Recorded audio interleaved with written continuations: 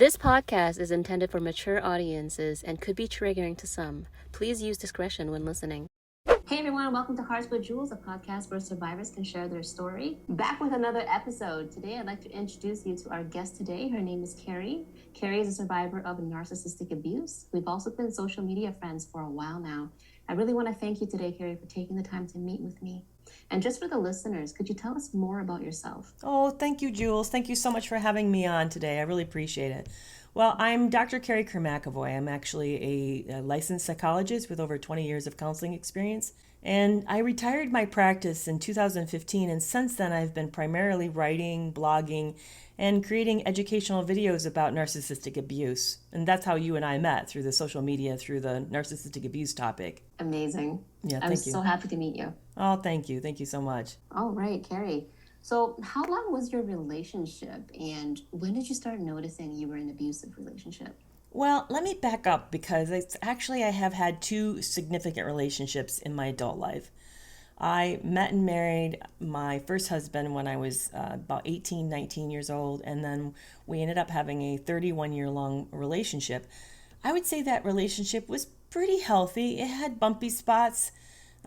We certainly needed some therapy at times to get over difficulties. And I have to say, at times there were some power inequities and things weren't always really perfect. But I lost him to cancer in 2015. It was kind of a rapid illness and decline. It was really a shock. I mean, he went from literally in November of 2014 coming home after a golf outing saying he just had the best day and the best year of his life to being gone, and passed away in June of 2015. So 5.5 months later, he was gone. So once the symptoms started to show up, it was just this, it was like my life turned literally overnight into this nightmare.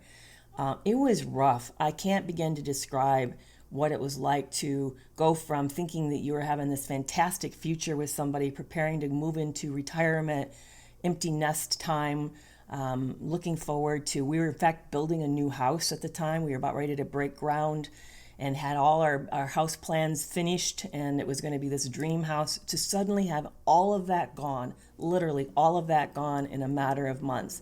So that happened in 2015. That was also the time I closed my practice. I had been seeing clients for over 20 years, but I was not in the emotional state to be effective, to be in the office. And I knew that I was in a really rough shape. I cried every single day during that period of time, every single day. So I closed my practice as well. So when he passed away, my relationship was gone. My future that I knew was gone. The retirement home we were building was over and gone. I sold it, or sold the land. My last child then that fall left for college. And and here I am, adrift, with a changed social status, and everything that I knew before, gone. So I threw myself into dating like a second job. I wanted actually the life that I had back, and I pursued it relentlessly. I sometimes saw up to 3 new dates a week, and they were like, I called them meets and greets, where you have a coffee with someone to see if there's any compatibility. But I approached it pretty religiously, actually. And in that process, I met my second husband on a dating app. It was initially a long-term or long-distance relationship, so he was traveling to see me, or I was traveling to see him. And but we were together for a total of 3 years. We dated and were engaged for the first year, and then our marriage lasted for 2 more years. Looking back, I know you asked about the red flags. Looking back, I wrote a book about it. It's called Love You More, The Harrowing Tales of Lies, Sex Addiction, and Double Cross. Yes, when I wrote the story and could slow down and see it in written word, I could see things that I had missed. And I remember at the time thinking, oh, that was a little shallow. He should have expanded more. Or, wow, he didn't really take a whole lot of ownership of what went wrong with the previous relationships. But of all the people I'd been meeting, he was the most compatible.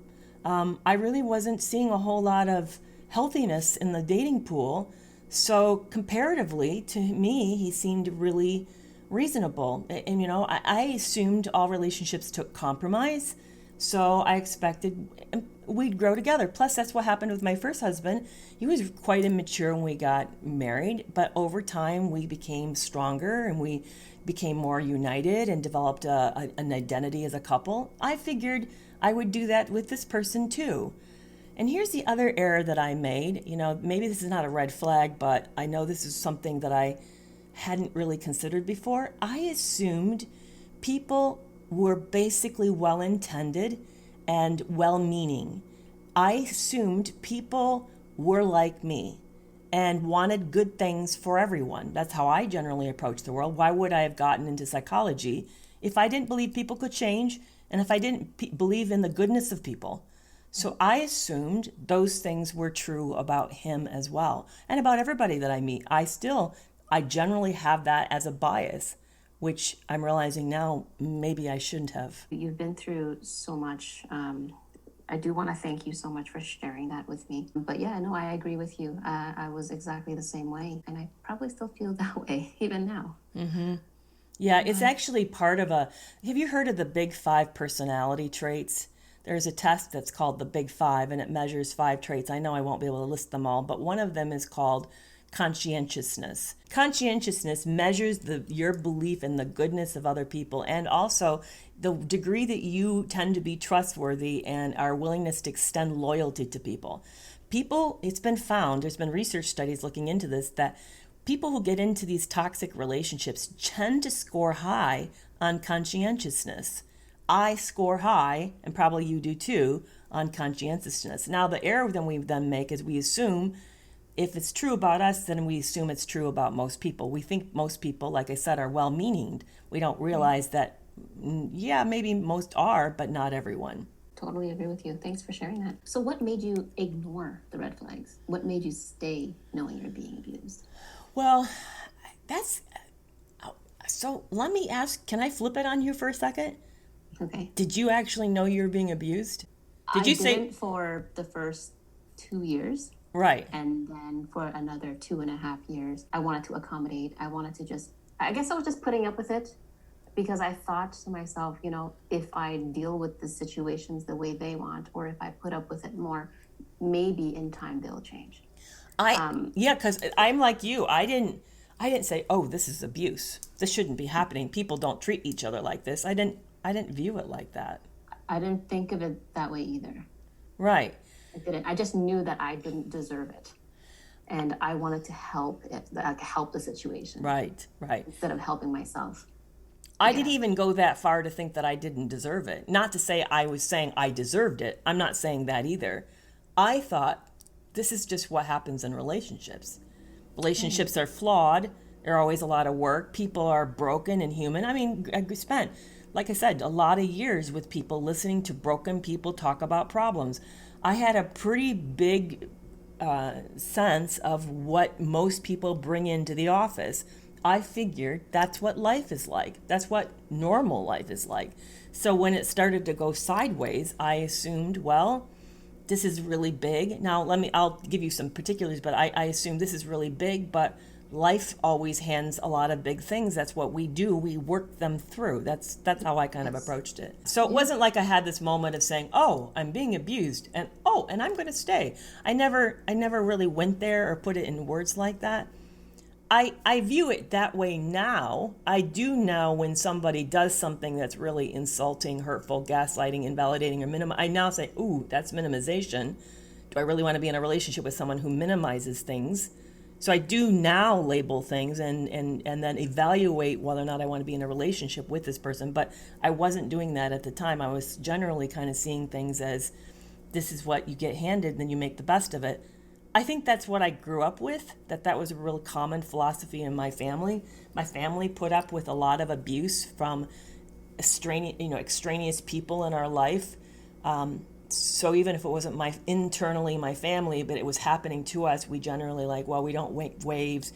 We tend to do the right thing, and we assume that it'll work out or it'll go. We didn't do a whole lot of proactive protecting of ourselves. So it wasn't something I was really even taught to think about like that. So I say all that I say all that to say that, so I met him, we dated, the dating was amazing. So for that first, well, it wasn't, It seemed amazing for the first few months, although something was off and bothered me enough, interestingly enough, that I actually hired a private investigator to do a background check on him. So even though I was enjoying it when we were together, the off times when we weren't together, because it was long distance, he was pretty absent, a lot of MIA, even on text. I mean, I might text once or twice a day. I might send texts all day, but he'd only respond in a flurry of texts and then disappear. And he would call, and his calls were really shallow. Felt like, to me, chit-chat when it should have been deeper. If we were falling in love, you should want to share your life with somebody, not just sort of, how is it going? This is what I had for dinner. Hey, see you later. It shouldn't be like that. It should be deeper than that. So I could feel something was wrong, which is why then I looked into his background. So the report came back, and it was a mix of information, not all great, but not all bad, but not enough to tell me that this was someone who was dangerous. It didn't lead that kind of conclusion. Although today, if I got that report, I'd probably think, I don't really know if I want to be in someone with this kind of many job changes and, has gotten into this kind of legal issues. I don't know if I would have dealt with it. By the way, he didn't do anything criminal. There wasn't any criminal issues. Right. So, But we did spend 3 weeks together at one period of time, and it wasn't perfect. He kind of hurt my feelings, but again, it wasn't like over the top. And I figured, well, I still feel like I love this guy, and there were some rough things that happened, and that led me to believe it, kind of see it in context and perspective.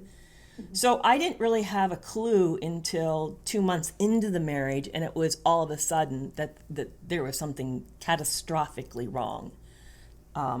So what happened 2 months in is that we went on a delayed honeymoon, and the first night he opted out of being intimate. Well, we were, but he was going to opt out, actually.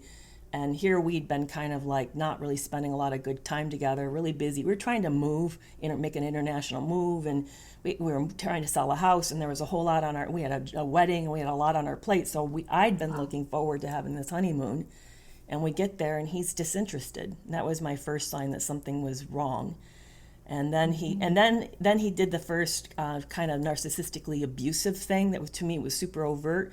Is the following night he punished me by leaving me alone for the evening in the hotel room while he went out and did something at the resort. What he did, I don't know. He said he went to a musical event, but now I don't believe anything he says, so I don't really know what he did for those hours. But he left me alone in the hotel room, probably as a punishment for me saying no for the night before, not going along with his plan. So that was the first, whiplash, wow, if it doesn't go your way, there's this huge emotional cost. The things have to be your way or no way at all. That was my big, eye-opening, moment of this is really crazy. And you still didn't think anything of it? No, because again, I just sort of thought, it wasn't, he didn't lay hands on me. He didn't call me a name. Yeah. He didn't do it was just since you're not interested in doing this, I'm going to go do it. I'll see you later. I mean, okay, so that's not nice, but is that something you leave somebody for? No. Exactly. Yeah, it's shitty, but okay. And then the next day he apologized. We had this big makeup. I thought, oh, wow, this is powerful. Look, he really got it. And we're going to have better limits around all of this. And oh, I'm missing something else. There was another moment. I can't believe, why did I block this out? This is interesting. There was. The first night, he instead of being intimate, he opted out, and then I caught him watching porn and texting another woman. So there was something really big. It was that. I don't know why I didn't remember that. Yeah, so it was basically he punished you because you caught him doing that. And I set a limit and saying, I'm not okay with you texting other women. That's what I said. So you got punished for I that. got punished for that. The next night he opted out and went and did something by himself for me doing. He never made the conclusion. He never put it together, but I put it together. I knew immediately when it happened, when he walked out. I said to myself in my head, this is what I get for calling him out. He's teaching me a lesson. I'm not supposed to call him out. And the next day when he apologized, I thought there was no closure there, though. Yeah, there was. He said, you're right. I shouldn't be texting other women. I agree. You're right. And then he said, let's put our phones away for the rest of the trip and make this trip about us. Which, who doesn't want to hear that, right? It felt like this is a good repair. He heard me. I cried. He held me. It was a tender moment. It seemed great. And then the rest of the week went wonderful. We had a great rest of the week.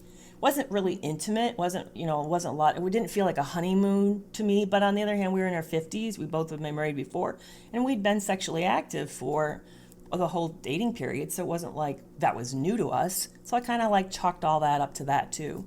I should have again seen that as sort of like, well, this is odd. Usually guys are as invested or more invested. Why is he not more invested in this? This seems out of character for most men. Certainly out of character from my first husband. He would have been very invested in that. So, that part seems strange. But again, he's only a year. I only know him a year. I've not really lived around him every day. So I'm still learning him. I'm thinking, well, maybe different strokes for different folks. Maybe this is what he's like. Maybe he's not just as into this as much as other people might be, other men might be. So I was making a lot of excuses, you can hear. I was seeing things, but I didn't know what sense to make of them. So fast forward to last night, we're getting ready to go home. We had a very final, beautiful evening for our last dinner. And I don't think we made love, though. I think we went back and we were both tired and we went to bed. And I woke up at 4 a.m. in the morning and I looked and noticed there was a message on my phone that a stranger was trying to get a hold of me through Facebook and requested to message. So I opened the message, and I'll still never forget because I'm sleepy and I was disoriented. I was sleeping so hard I was disoriented. I didn't even know where I was. I finally figured out I was in the hotel room, and I looked down and the phone was like this blinding white, so it was very hard to see the screen. I was trying to see the screen. And I finally am able to focus on the screen, and the first thing I read is this person wrote, and it was a woman. So you're married to so-and-so. Well, I guess the joke's not just on me, but it's on you too. I've been dating him for the last 3 months. Yeah, through the whole period we were engaged, that we were leading up to marriage, and I find out that he'd met her. He'd used whenever I had to leave for work, go away for trips for work to deal with things, either back home because I had moved back home or getting ready to do the international move. He'd been using those opportunities to meet up and with someone in a hotel and, put on this host charade. She thought he lived in a different city, that he was traveling for work. I mean, he had a whole story that he had concocted with her that was false. And she thought she knew this person. And it was a very different person than the person I thought I'd met. She's into other things that were not things that he said he never liked, were not him at all. So it was, at first, it was so shocking. I thought, she sent this to the wrong person. I don't know who she's talking about. Right. There's nothing here similar to what I've been living or going through. And how could he find the time? That was my other question, is where had he been fitting this in? Because I could think back, and I didn't put it together, that his business trips might have been really meetups, or maybe his hours at work weren't really actually legitimate hours at work. I didn't assume that. I couldn't conceive this person had been living a double life. Yeah, that's scary. Yeah, but what she did, and this was a really smart move, she told me a few things she had noticed that were personal items that she wondered if were mine, and she correctly identified things that were mine. She said there was a eyeglass case in the car, and it was this color. Is that yours? Yes, she described it perfectly. She said he put a bracelet on my arm that happened to say inside of it the words "for forever." Is that something you've given him? And that actually was my wedding gift to him. He put on her arm and then offered to let her keep, actually. So it was a devastating letter. I actually dissociated, lost time. I saw it at 4:00. I somehow eventually at 6:00 woke him up and told him that someone had messaged me. So there was a 2-hour period, and looking back, that period of time did not feel like, it felt like, it was like, and I was in another zone. Literally, like the world went white. I kind of imagine if we had our universe was collided and exploded. That's what happened in my head. Literally, there was an explosion of reality for me. It was, even telling you, I'm shaking telling you because it was so catastrophic. It was like you thinking that you really knew what was real and finding out that you had been completely wrong. It was utterly shocking. The double life. And I'm assuming this is the same person he's been texting. No, well, I found out a year later. Now, I was with him for 2 years. This is like only a month into our marriage, 2 months into our marriage. I stayed with him for 2 years. But it isn't until a year in I find out more. And then it wasn't until after the whole relationship's over that I even discover more. I now know, I can tell you now, that this person was never faithful to me. And there was another relationship that was the primary relationship. I wasn't the primary relationship, and she wasn't a primary relationship. She was actually what's called a transitional relationship. He was just out about screwing around and looking for distractions. That's what she was. But there was another person he's been in a relationship with for a long time. She's the primary relationship, and they're still together today, as far as I know. So he had this other relationship, and then he put me on top of it, and then he ended up having all these other people that he was seeing in the middle of the mix. So I counted there was at least 7 other women he was seeing during the period of time that we dated, probably way more than that, but I know of at least 7. How does he even do that? Well, I know. What was interesting what I noticed, though, about him was he was extremely tired. He had deep, dark circles under his eyes, and he complained that he was utterly exhausted. My son was living with us at the time, and he actually expressed concern about him as well and said he doesn't look good. He's working. We thought he's working too hard. We thought work was killing him. Now I know his lifestyle was killing him. That he was managing all these balls and trying to manage all these lives and keeping all these separate lives, compartmentalizations separate from each other was actually really taking a toll on him. Not that I care, because he was doing it, but.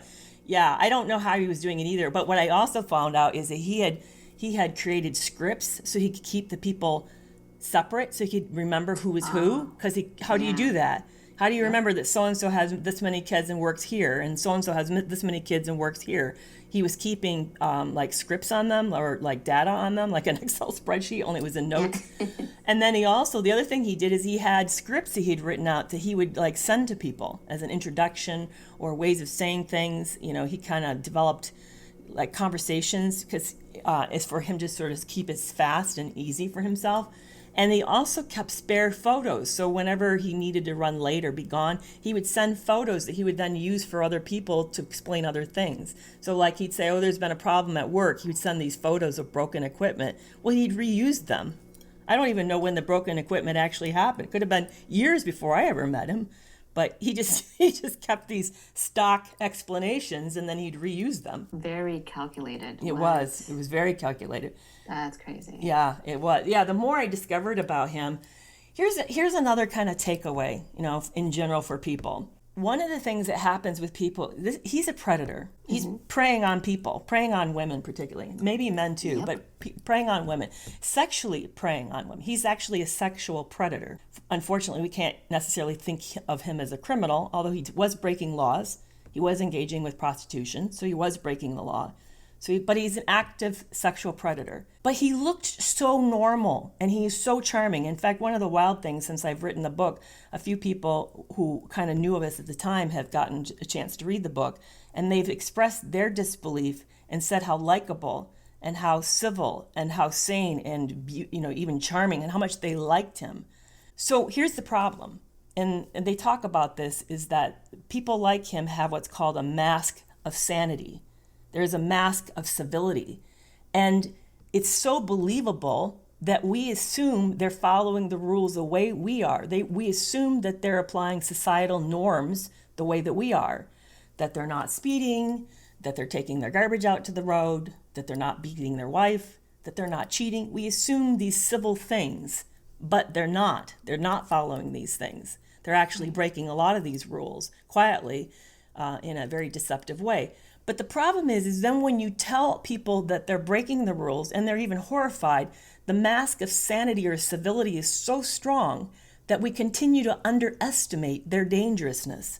So we give victims bad advice because we assume nobody does that. And certainly not this nice person that I met. He feels like a good guy. So why would you take steps to keep yourself safe? Because he seems like such a nice guy.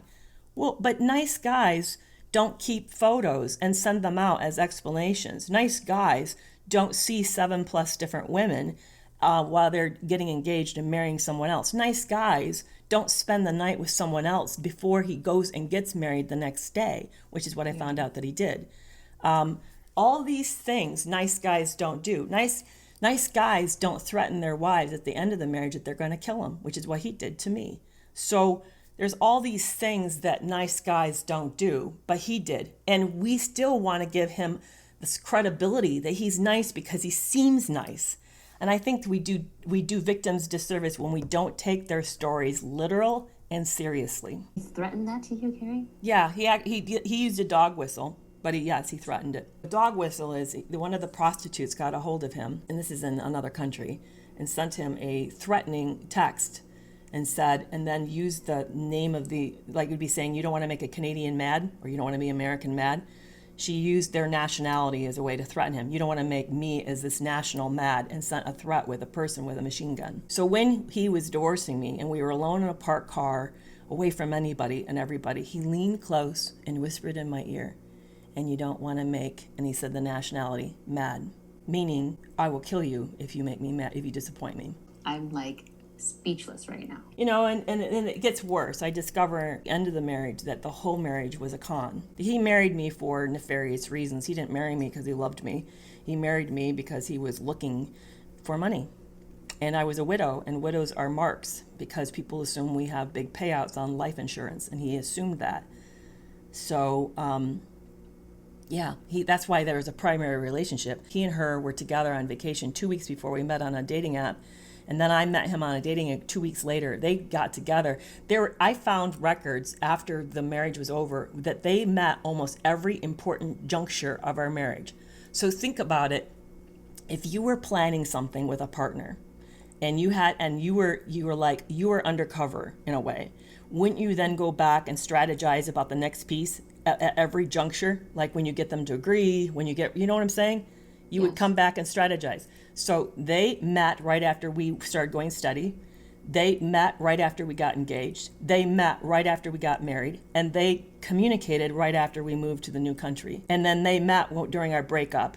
And they met right as we were divorcing. Every juncture, he and her met up.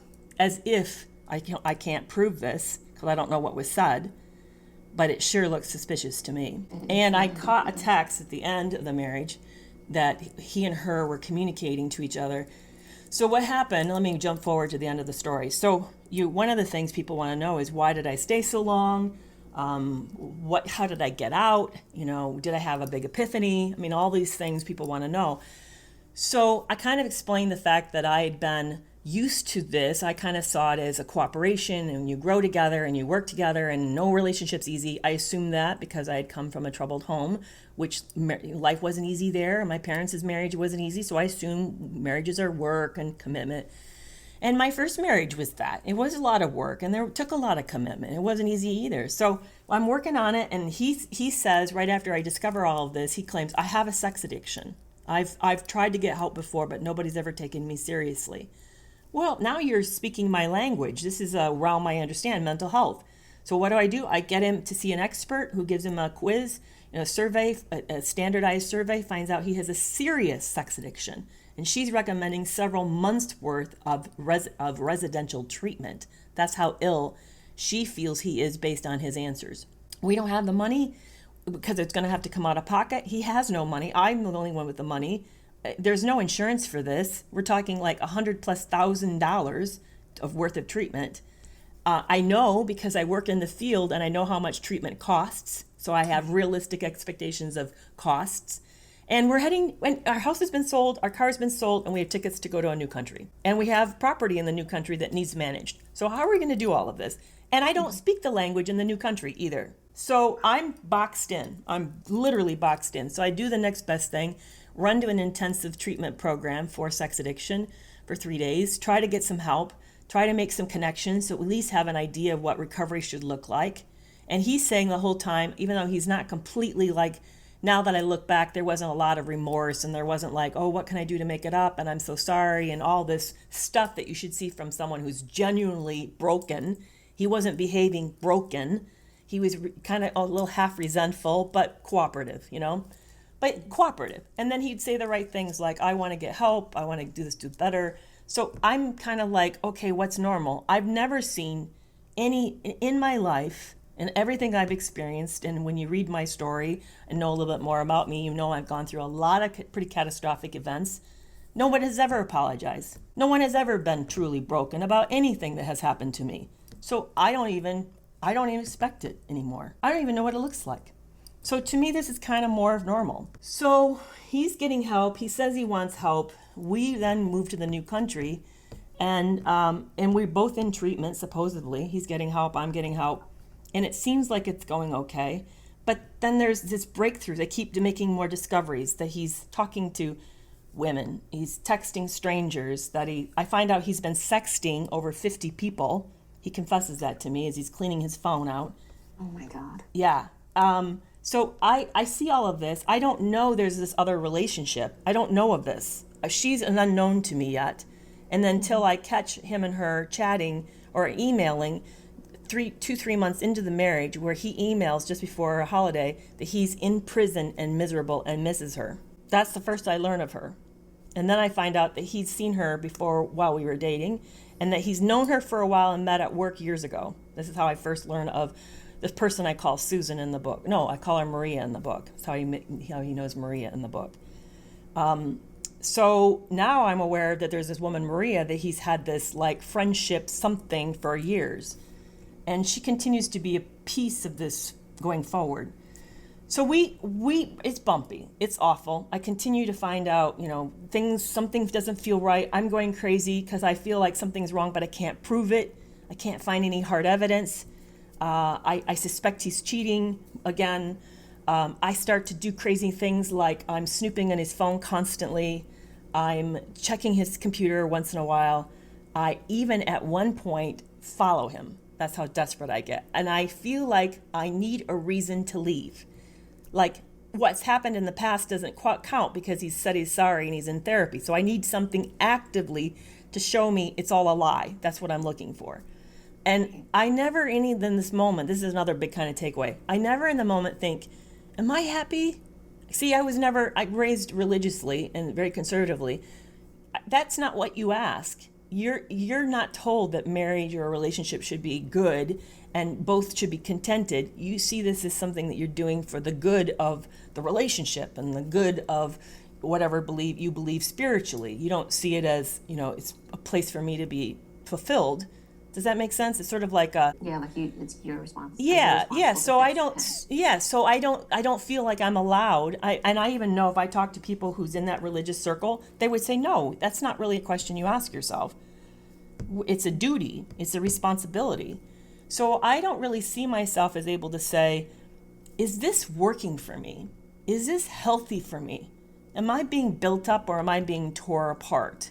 I don't feel like I'm allowed to ask those questions, except a good friend of mine who was mentoring me at the time said, Kerry, you're carrying a heavy weight. Can you really bear up under what you're carrying? I'm concerned about you. So I had him in my head, and I really respected this man. He'd been through a lot. He had a strong faith, and he was an amazing person with an amazing story. And him saying that was it stuck with me. So I'm kind of going through all of this, and then finally I walk out and we take a month off, and I think I'm divorcing him. I can't do this. I don't have evidence, but I just can't do this anymore. And in that month off, that's when I discover that he and her have been talking to each other, that he's also been soliciting prostitutes as well. And I learned that I'd given him a lump sum for his mom's surgery, because in this country, in order to get good care, you have to pay out of pocket. So I was paying out of pocket for her care for this surgery she needed, and he was consuming all of it. He consumed over half of it for pleasure. He was pursuing with hiring sex workers, taking women out to big expensive parks and out for big expensive dinners, and he was eating up this money super rapidly. So there wasn't enough money for her next stage of treatment. He'd consumed so much, there wasn't no longer enough for her anymore. So I go to an attorney because we had set up a company. We were running a company in another country. I find out that when I set the company up, I'd gotten bad legal advice. And I made him and me partners. And I didn't know that when I made him and me partners, equal partners, that I also made him equal partners financially. Oh, no. And then I even asked the attorneys at the time we were setting up the structure, what did it mean? And I even asked, please describe all the pieces of this, and I got no good answer back. Oh my So God. I didn't know. I didn't know. So now I find out everything I had poured in as capital to invest in this company, which was a huge amount of money, now he has 50% right to. What happened, Kerry? Yes. So there's the bind. Now I'm in a bind, and I know, and I ask him, I think he's going to be fair. He said he was never after the money. I think he's going to be fair. We sit down and ask about what we're going to do, and he adds up, literally, I'll never forget, he takes a sheet of paper. He makes it like this. He takes a sheet of paper and writes out everything that we own, everything the company owns as an asset, and the value of it, like he's thought this through. He adds the total up in front of me, puts a grand total, divides it by 2, and says, that's what I deserve, half. Oh my God. I said, this is my children's legacy. This is what my late husband and I worked for, what my late husband left me. And he stares at me and he says, well, divorce has never been fair to me. Why should it be fair to you? So again, there is my second big moment in this marriage where, just like back in the hotel room on that honeymoon night, my world shattered again. Literally shattered again. That another thing, I thought, okay, he betrayed me, my heart. He betrayed me sexually. He betrayed our vows. But I at least thought he wouldn't betray me financially. I don't know why I made these assumptions. I don't know why. I don't know why I thought there was like ethics anywhere in this person. If he didn't show ethics here, why would he be ethical over here? Really? Right? But now I'm realizing, no, there's this ruthless callousness to everything. So I'm floored, and I begin to try to figure out how I'm going to get it back, because I've had people come to me and say, well, it's just money, let it go. Is it really worth all the heartache? But what they don't realize, it was 31 years of labor, love, and also I lost a partner for some of it. So some of it had been things that we had accumulated together through hard, wise decisions in order for us to make this money. We'd foregone good trips. I had lived on minimal clothes. We kept our Christmas gifts small. We'd made big sacrifices in order to have a good retirement. That was my late husband and my plan. Literally, we did not live like the rest of the world in order to have the end of our life like the rest of the world didn't have. And I'm going to give that away to someone who's literally flirting it away on sex. Really, I'm going to do that? You can hear how angry that makes me. The other issue was that the insurance that paid out was because of someone's death.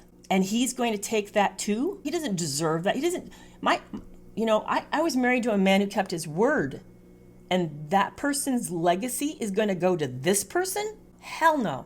So I realized I needed to have a bigger plan. I needed to, that this had been a con, and I needed to out-con the con. There was a part of me that was kind of strategic and getting calculating. But there was another part of me that still hoped that maybe we'd have this epiphany and work it out, and maybe something could be saved. Because who doesn't want to be loved? I still want to be loved. And so he came back a month later when the money was like more than half gone, and this money for his mom's surgery was more than half gone. He came back and said, I've been thinking about you, and I'm missing you, and blah, blah, blah, blah. And then that was the moment when I said to him, sure, yeah, I'll come back, but you have to sign the company over to me. Oh, man, he went mad. But he agreed, but then I made another big error. I assumed, we assume people are like us, I assumed just his word was his bond. I didn't get it in writing. I hadn't done the paperwork. It would have taken a couple months to do it. She needed surgery right away. She was ready for it. I mean, she was like mid-procedures. So I went ahead and we moved back in and started resuming life, and I paid for his procedure, and then he reneged. So now I'm back in, and I'm stuck like I was before, but now I know I'm stuck and I need another way out. I'll tell you, I was in, have you heard of cognitive dissonance? Yes, I have. Okay, so for those who don't know what it is, we feel it all the time in normal life. It's a common thing that happens whenever we make a decision. So if you today looked at two outfits and you say, am I going to wear red or black today? You have like this momentary pang of pain as you make which do I really want? You feel this discomfort. And then you make a decision, and the decision resolves the discomfort. So it helps motivate us to make decisions. And then when we don't, like if you procrastinate, that you feel it in you, you live with it for a while. It's not a very comfortable feeling. Well, the problem is with narcissistic abuse is because of the deception and because of the way in which they lock us into a relationship, we feel it around lots of things. We don't really know who they are. We don't know how well intended they are. We don't know if the relationship's worth saving or not. We don't know whether or not they're being truthful about working on the relationship. We can't figure out what's a better option to stay or go. We feel it everywhere around everything. And then the horrible part about cognitive dissonance is it's not meant to be a chronically long-term experience, psychological experience. It's meant to be like momentary. When you start to live in it chronically, it actually does brain damage. They've actually seen structural changes in victims with chronic cognitive dissonance. So that's why there's mental fogginess, your decision-making skills go down, you become forgetful, it's harder to be organized and stay on top of life. It's real because you're undergoing structural changes within your brain due to the high level of this stress, of this particular type of stress. So I remember every night I would fall into bed and think, I don't know what to do. I don't know what to do. How do I get out? I have nowhere to go. I'm going to be left with not enough money to live on and go forward for the rest of my life. I'll have to go back to work. How do I do that? Where do I do that? I'm only, it's all these questions. And then I'd wake up and I would think the same thing. I was like living under this hell, this like prison, this psychological hell. And I kept thinking there's got to be a way out, but I can't see a way out. And I feel completely trapped. So that's where I'm in, and we're moving forward, and the relationship's moving forward. We're still getting therapy. He's making the motions, looking like he's trying to get better. The people in his life who are related to treatment think he's working, he's trying to get better. And then I get a call that my oldest son is dying and has leukemia. I'm so sorry about that. Thank you. We were on a trip, and things were out. But it was on this trip this is when I started to wake up. He was being very abusive, really, really terrible to me on the trip. Not like calling me names, not hitting, but I write this, what happens in the book about what he says, and it's just cruel crap, like abusive, like you never can do anything right. This is why I can't trust you. You don't even think about the simplest things, he was saying to me. And he'd never been that like overt. It's always been like a tremendous amount of gaslighting and lying and all of that, but not like this, attacking of me. It's just so attacking.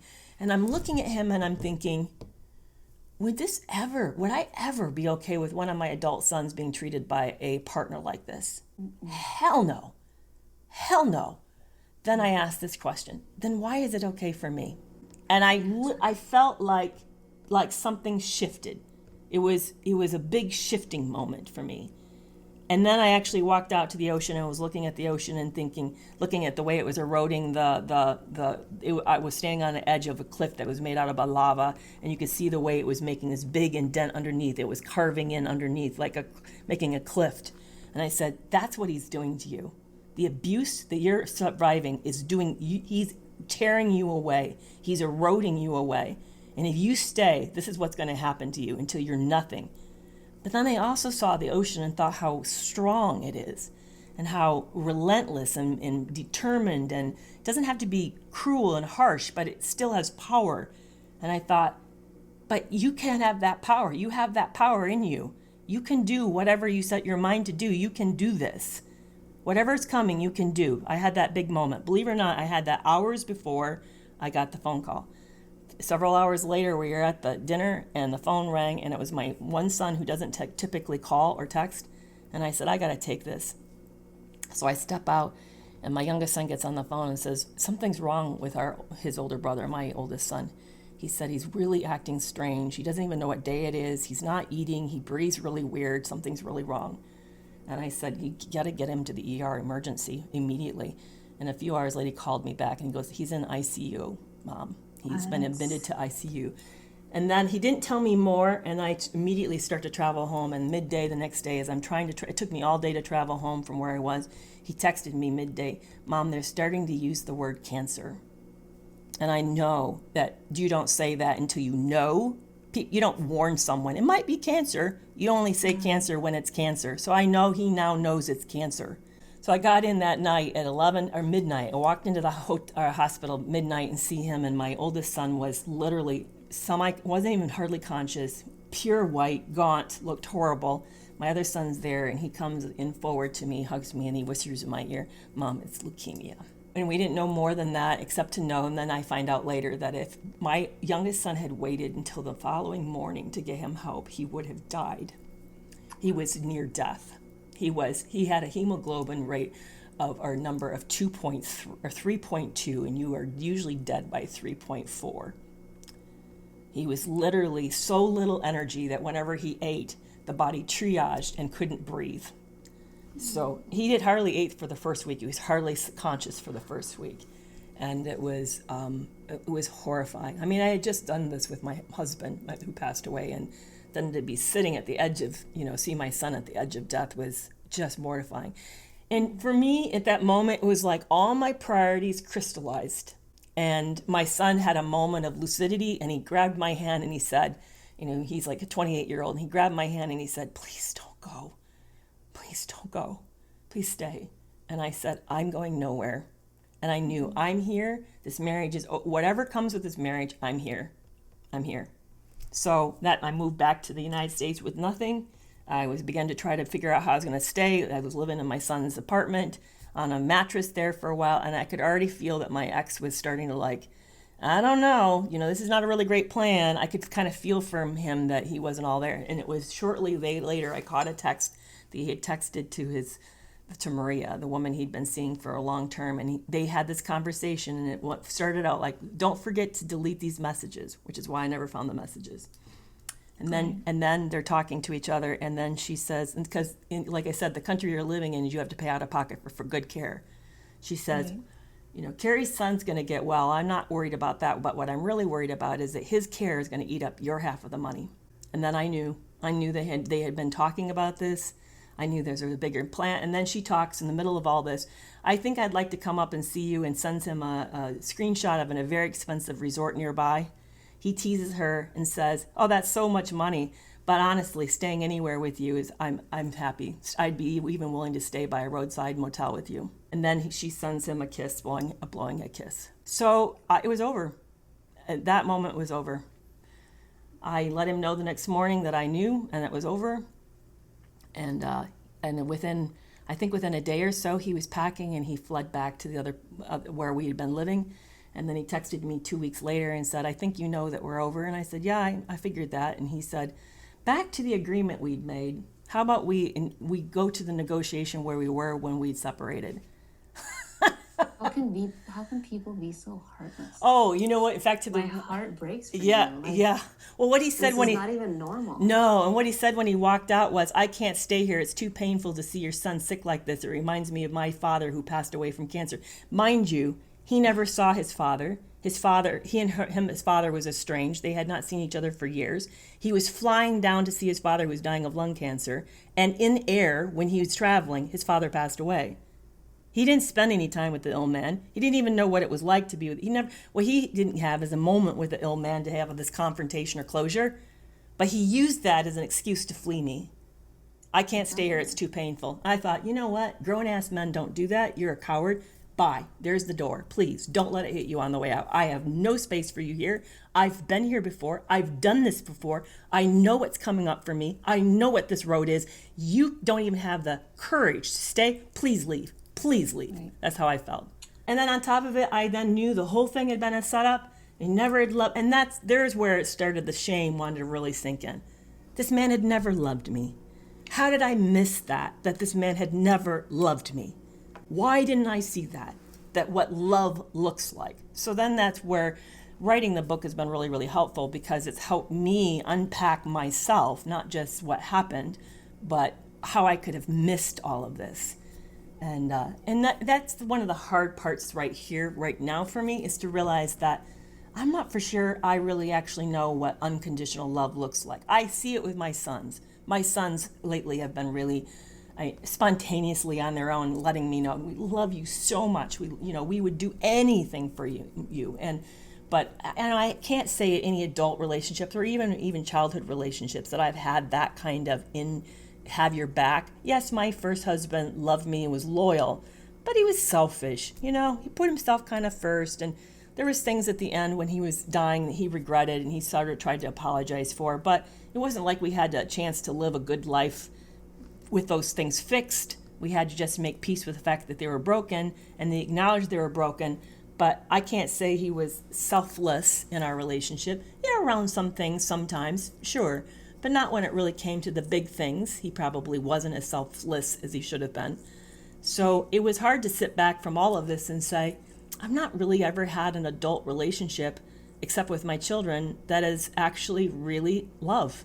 Which now I know, at least now I have a foundation, a starting point to work off of and to work on, and how to be more myself authentically in relationships and be okay. And this is one of the other things I learned. And it really came through with Cameron, my oldest, was sick for, by the way, cancer treatment is horrific. And leukemia is, there's things that nobody ever tells you about people are going through when you have something like leukemia. But it is hell. And his treatment probably went for 6 to 8 months. He had like 4 rounds, and there's 6 weeks between each round, and that's 6 to 8 weeks. And in that period, they often get very close to dying, or sometimes getting, he was in ICU twice between those periods, where he was in extended periods of time where we held our breath and hoped he'd get enough white cells enough to fight the infection before he died. And that happened twice, where we literally like and then wait while the numbers are 0, 0, 0, 0, 0, like for 10 plus days. And then suddenly, here's a little bit of white cells. And then he starts to recover again. It is amazing. Our body is so amazing. Just even a little bit of help helps the body overcome. Antibiotics themselves will not kill a disease attacking the body. It's not enough. You have to have the body's help. If the body cannot help, you will die. So it was horrible, but we did it alone. It was just my son and my youngest son and myself that was doing all of this. We didn't have any family. We didn't have a community. We didn't have friends. We didn't have, so there would be nights that I would come home from the hospital and I'd be laying in bed alone, and I'd say, please, I learned how to cope with this incredible, intense agony and soothe, enough to be able to go to sleep, get up and do it again. And I had to do it again and do it again and do it again. So I've learned a lot. I've learned how to be there for myself, but it would be nice, honestly, to have someone to really experience adult love. That would be great. I would love that. But I have realized that up to now, and I think that's true for a lot of narcissistic abuse victims, is that we end up getting used to abusive relationships. And without our awareness, we end up having a lot of people in our lives who are also not kind or selfish or are users or takers. So I've had to do a lot of culling of my life to, make it healthier. So that's where I'm at. I'm at the rebuilding stage. You are such a strong woman. You do what you have to do. Honestly, Jules, people would say that you're so strong. You're so strong. Well, what other choice do I have? Here's what my son said to me. It was a powerful moment. My middle son said to me one day, he said, when we were going through it, and he lived with me when his dad was ill. He and my youngest son lived with me, and he said, I knew we'd make it. He said, you always worked so together, I knew we'd make it. And I said, yeah, but honey, I broke down every night and I sobbed. He goes, yeah, what I didn't remember, see, what would happen is I would put on a face, get through the day, handle all the stuff I needed to. I was we were landlords, I was running that, I was closing the business, helping him close his work life, wrapping up our stuff. It was a mess. You have all this stuff happening and you have a very ill person. So I would do what I'd have to do every day to do that, and cooking meals. And my husband was also losing his mind. The cancer he had small intestinal cancer, which is extremely rare. It was duodenal cancer. Only 5,000 people a year get diagnosed with that in the United States. 5,000 in a year. That's all. So there's no treatment for it. It's rare and it's terminal because there's no treatment for it. So, but it also had invaded his mind, and he was having a rapid onset of dementia. He was losing his mind and becoming delusional and psychotic on top of it. And so it was horrific. It was awful. And he didn't know this. It wasn't on purpose. It was just what the disease was doing. But every night after, he would go to bed early because he was exhausted, and I would stay up and I would turn on some really dark music and sit in a chair in the dark, and I would sob until I fell asleep. And then I would stumble out of the chair into bed, sleep for what I could, get up and do it again. So my son says, you're so strong. I knew to be okay because you were handling everything every day. And I said, yeah, but every night I was collapsing and sobbing. And he said, Mom, I know. The floor was thin and I could hear you. I could hear you cry every single night. He goes, but I knew, he said, but in the morning you were back up and doing it again, and I knew we'd be okay. I knew we'd be okay. Oh my God, I want to hug you. I want to hug you. Yeah, but I actually, this is what I discovered. Seeing death has done a couple things. It's changed me because I got to see it. So, for one, I'm not scared of it, believe it or not. It's not terrifying. It's actually was quite peaceful, really. And I think I just see it as a transition. Here's the other thing. This is a parting gift that Brad gave me. So this is not about narcissistic abuse, but this is an encouragement. So I missed the moment he died. I was actually in the room sleeping, only 10 feet away from him or 5 feet away from him. And the nurse shakes me awake and says, Kerry, he passed away in the last 2 minutes. I'm so sorry. I was here 2 minutes ago and he was alive and he's now passed away. I'm so sorry that you weren't there for the moment. And I felt heartbroken. He and I had spoke of this. We both wanted me there when holding his hand when he passed away. It was something he and I talked about. I felt cheated, like I'd lost, I like something, I'd missed something. So I'm holding his hand and I'm talking to him, but I feel like he's already gone and that I missed this moment with him. And as I'm talking to him and saying goodbye to him, someone squeezed my shoulder. Brad had a thing that he would do when I was doing dishes after dinner. As I was doing dishes, he'd walk past and squeeze my shoulder as a way to say, I love you and appreciate you. And someone physically squeezed my right shoulder. The shoulder he always squeezed was my right shoulder. And it was my right shoulder. So you didn't miss it? I didn't miss it. He was still in the room and he still said goodbye. Yeah. That's lovely. Isn't that lovely? So the whole thing taught me a couple things. While we have this moment, we don't have the future. The future is a mirage. It's always tomorrow, always tomorrow, always tomorrow. The past is gone, it's over, and you can't change it. You just have to be something that you have to process and let go. What we have is this moment. It's what we make of this moment. And when we live in the future or in the past, we're missing this moment. And how we make a good life is we string these moments together like pearls on a string. And when things get really bad, this is how I soothe myself. When things are really bad, I ask myself, is this a good moment? Are you doing okay? Yeah, actually, this is a good moment. I'm sitting with you, having this amazing conversation about some very deep stuff, which I'd love to discuss. It's a good moment. That's all that matters. This is all you have, this moment. That's a good moment. And I string it on the like a necklace, string it on. And then the next moment, is this a good moment? Well, soon I'm going to be sitting in a theater with my middle son, eating hamburgers and watching a movie together. That's a good moment. I string it on. I string it on. I string them on. That's what life is constructed of. These moments. It's not these big things. It's these lived moments that makes a life good or bad. Right. And when we don't focus on that, we're missing these moments. We're missing the moments. That's very true. So that's what I took away from it, and it has changed me. Who I am today, if you'd met me, 10, 15 years ago, I was a profoundly different person. I like who I am, even from the abuse, the narcissistic abuse relationship. I wish I could have learned the lessons in another way. I do believe in a higher power. I do believe an infinite God, an omnipotent God could have taught me in a more creative, nicer way.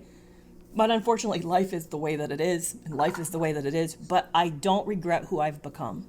I don't regret. Would I want that for me? Would I wish it for anybody? No, absolutely not. It was hell. It was absolutely hell. But I have become better, stronger, more resilient as a result of it. And I don't regret any of that. You've been through so much and it never stopped. Like, I feel like even the narcissistic abuse, the more you tolerate, the worse it became. Yeah, that's what people don't understand. One of the things I thought, and this is a rule I see a lot of victims have, they seem to think that if I'm a good person, I'm modeling goodness and this person will model it back. They'll give it back to me.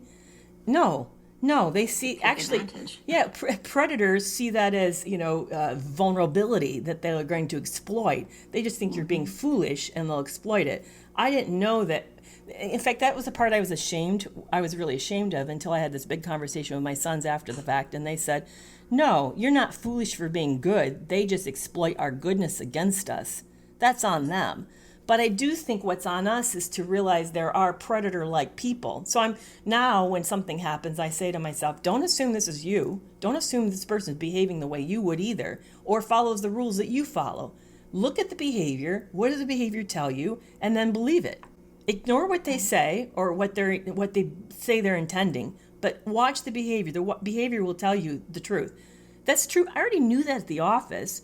Clients would come in and say, I really want to, let's say they're a student, I really want to get good grades. I'm so invested. I'm scared I'm failing classes. And they skip class.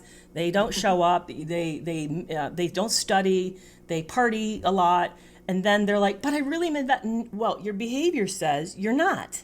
I often actually would say that to them. I'd say, well, I'm very confused because your behavior says this is where you're really at, and that's actually the truth, but you're saying something else. So let's talk about why you're saying that but not living that, because what you're living is what's real. They'll say, well, why did I not know that when it came to me in relationships? But now I know, look at someone, what they do. And when they tell you something about themselves, believe it. Like one thing that my ex said in the first date, I don't really need anyone. I'm good on my own. Why didn't I hear that and say, he's never going to be invested in this relationship because he doesn't need anyone? He told me. I should have taken him at his word. Or how many other times have we been out on a date and we met someone and they'll say, well, I'm not really into a relationship. And then we spend all this time trying to convince them to have a relationship with us. They already told you they're not into having a relationship. So those are some big kind of things I've taken away. Don't beat myself up for this error. I didn't know. I now know. But on the other hand, believe what people tell you about themselves, and then what they do is the truth. Or even this, even at an attitudinal level, a person who's truly broken about their behavior would be working so hard to make up and making sure you never had a moment of concern, right? Every time they're late, they would be calling you and telling you why. They'd be bringing the receipts if they've been spending money foolishly and showing you that they're not. They would be, and every time that you have a concern or you should express anxiety, they would be like, what can I do to help make this better? They would have this attitude of incredible remorse and brokenness. I never saw that. This guy was entitled. He felt challenged when I felt any of that. That's not authentic change. That's not someone remorseful or guilty. That's somebody who believes what they did wasn't all that bad. And I found out actually this is somebody who hadn't stopped doing any of it. So Kerry, hearing this story, how are you healing and how are you using it to help others? Yeah, that's been a big piece of my life since then. The first thing I did, and I really highly recommend this for others, Jules, is I got into a community. I immediately joined an online group and I participated in 3 hours a week of group therapy sessions for over a year. I think finding a supportive place where you can hang out and share your story and say it as many times as you need to until you feel like you feel heard is so pivotal to this part of this process. In fact, I've started a community. That's one of the things I'm doing is I have a toxic-free relationship club that people can, I'd love to have people join. It has challenges. We chat with each other. It's going to have some live video options to it. But feeling safe, feeling understood, having people get it is such a pivotal part to healing. So that's one thing I've done. Also, I found writing about it is really helpful. There's also research that supports that journaling is a key part to healing. Because one of the things we think reviewing something in our head is enough, but it isn't. It's actually, we can often get stuck there or trapped. We need to have it somehow externalized. So writing is one way for us to interact with the trauma in a different way, but speaking aloud, these are ways in which the mind hears it differently. It uses different senses, and then it gives us, it kind of comes at it a new way and helps us process the pain, process the events of what happened. So that's the other thing is I spent almost 3 years writing this book called Love You More, The Harrowing Tales of Lies, Sex Addiction, Double Cross. I published it in February. It's available for sale everywhere. It's my story. It's written like a suspense novel, but I start it and end it with a view of a psychologist because that's of my practice and what happened and how it happened and give you a little bit more of like a context, and then I tell what happened. And the reason I did that is because I feel people need to know that it isn't about being smart enough. It isn't about being sophisticated enough or knowing enough. This can happen to anyone, including a psychologist.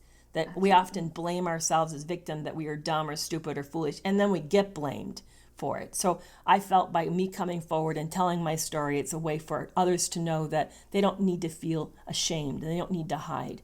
And then I've really made my platform all about education. So I have a TikTok and Instagram account where I offer educational videos about narcissistic abuse from a psychological standpoint.